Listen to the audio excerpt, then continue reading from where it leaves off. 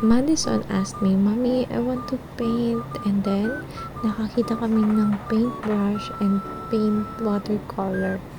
So, naghanap ako ng paraan para magawa ko yun.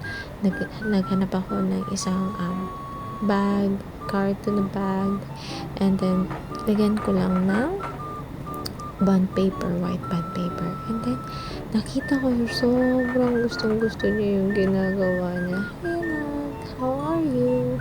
Ano yan? And then, she always say, "Mommy, I love you."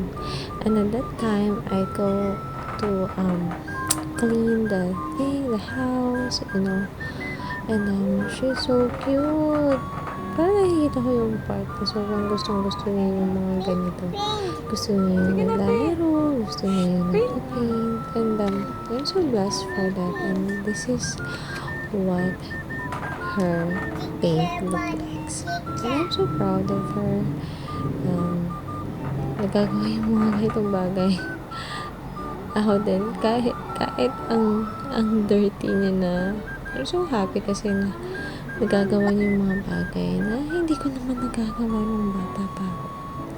And that's for all today. Hope you enjoy this video. Thank you for watching.